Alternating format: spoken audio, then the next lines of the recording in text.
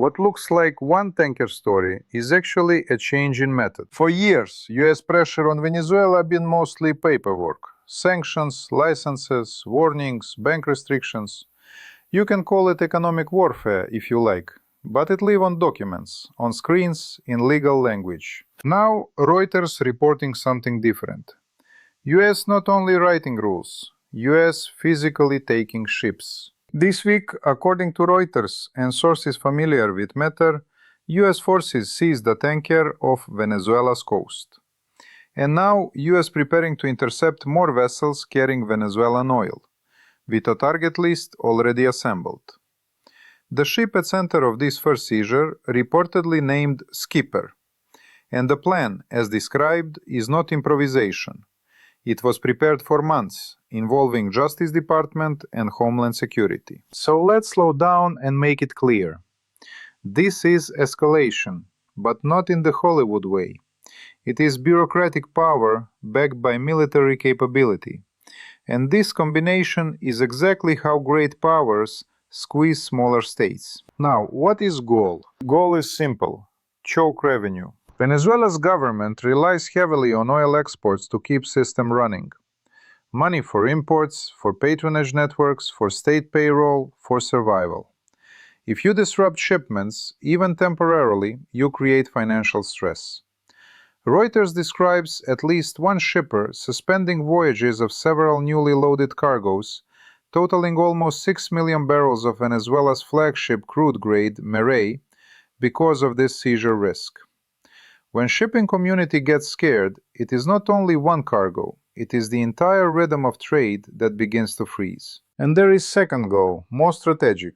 Attack Shadow Fleet. Shadow Fleet is not mystical thing. It is basically older tankers, opaque ownership, sometimes weak insurance, complicated paperwork, ships that move sanctioned oil to willing buyers. China is biggest buyer of Venezuelan crude and also major buyer of sanctioned Iranian crude. And Reuters sources say these vessels sometimes run cargoes for different sanctioned states: Venezuela, Iran, even Russia. Like same truck doing deliveries for 3 different blacklisted clients. So US logic here. If you make shipping too dangerous, you force higher costs and reduce volumes. Even if oil still moves, it moves with bigger risk premium. Somebody must pay this risk. Usually it is producer, buyer, and the middleman. Now let's look at political layer. Reuters frames this inside Trump administration pressure campaign, including desire for Maduro's ouster. In that context, seizing tankers is like moving from freezing bank account to stopping cash courier on highway. It is much more visible. It sends message not only to Caracas, but to ship owners, insurers, port authorities, commodity traders, and also to Beijing. We can reach your supply chain in physical space, not only on paper. And this matters because sanctions only work when private actors cooperate. If ship owners ignore you, sanctions become joke. So you create fear of enforcement. First seizure creates fear. Second and third makes it system. Now geography. This happening in southern Caribbean, close to Venezuela. And Reuters mentions surveillance near Venezuela and neighboring Guyana. This is important because Venezuelan oil does not teleport. It must leave ports, go through narrow regional waters, and then reach international routes. And US reportedly waiting for vessels to sail into international waters before taking action. That detail tells you they're trying to create legal cover. We did not invade your territorial waters. We acted where law allows. We have sanctions authority. We have jurisdiction mechanisms. But legal debate is still hot. Venezuelan government calling it piracy, theft. This is predictable language. It's for domestic legitimacy and international sympathy. Legal specialists quoted by Reuters argue it is not piracy under international law if it is endorsed by a state. Piracy legally usually means private violence for private ends. When state does it, it becomes something else. interdiction, enforcement action, or critics will say unlawful seizure. You see how law becomes weapon here. Each side pick definition that helps them. And then there is practical problem. Where do you put seized ship? Reuters reports White House spokeswoman saying seized vessel expected to sail to a US port, and government intends to seize cargo through formal legal process. That is important sentence because it tells you they want court-backed forfeiture, not just we took it goodbye. But ports are not happy place for old, poorly insured tankers with questionable maintenance. If vessel is old and ownership unclear, and it arrives without top-tier insurance, a port operator thinks, if this thing leaks, who pays cleanup? Who pays damages? So, even if US wants to seize 10 ships, the bottleneck might be logistical. Receiving, unloading, storing cargo, handling legal chain of custody. This is why Reuters says timing depends partly on arrangements for ports to receive seized ships. Enforcement is not only power, it is administration. Now let me give you one analogy, because this is easiest way to see it. Think of sanctions like city saying, this store not allowed to sell cigarettes. For years, city just puts sign on door and sends letters. Store still sells quietly, using side entrance, paying somebody cash. What US doing now is police standing at delivery truck route and confiscating the shipment. Not closing store with speech, but physically removing inventory. That is why it changes behavior fast. It hits the supply chain, not the press release. Now, what about global consequences? First, oil market sensitivity. Even if Venezuela is not Saudi Arabia, any disruption creates nerves, especially when trade already complex. Traders price not only barrels, but uncertainty. If shipments pause, even briefly, prices can jump on fear, then settle when flows resume. Reuters already connecting this to supply concerns. Second, shipping behavior. Ship owners and operators will reconsider voyages. Some will stop. Others will demand higher rates. Some will try harder concealment, switching flags, changing ship names, turning off transponders, ship-to-ship transfers. But each extra trick increases accident risk and legal risk. And third, precedent. If US normalizes this method, physical seizures of sanctioned oil cargoes at sea, then other states will study it. Not only allies, rivals also. Tehran will watch closely. Moscow will watch. Even smaller countries with disputes might adopt similar logic in their own regions. It also raises question.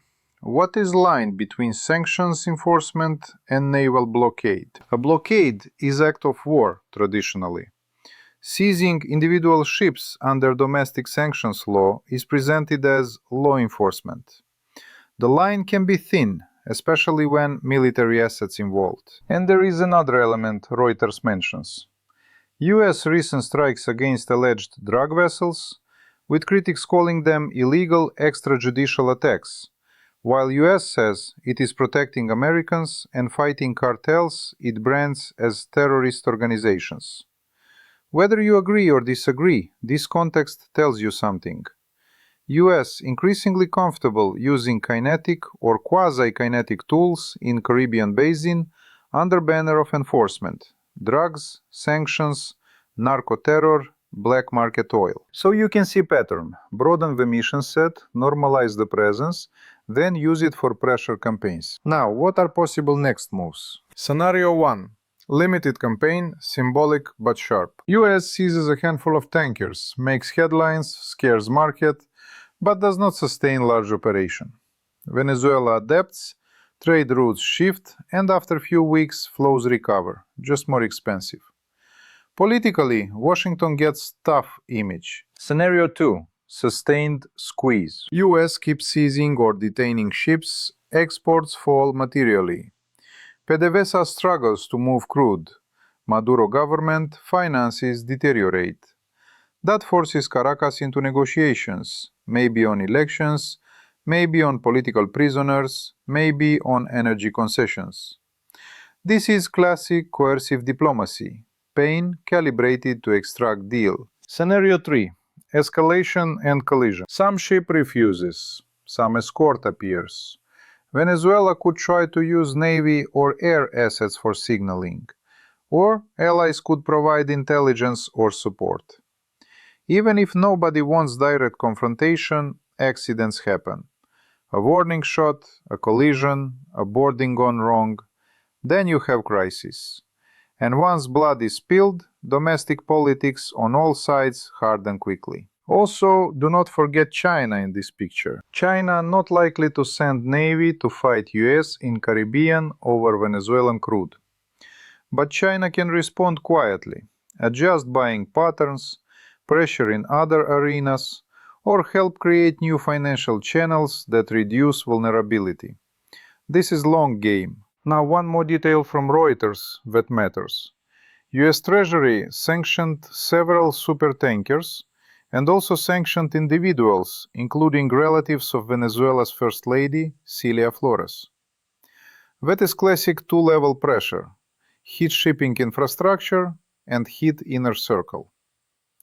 It says, we're not only chasing ships, we're chasing people who profit. So, what should you take from this? Take this. Sanctions are evolving. In 2010s, sanctions were mostly banking and paperwork.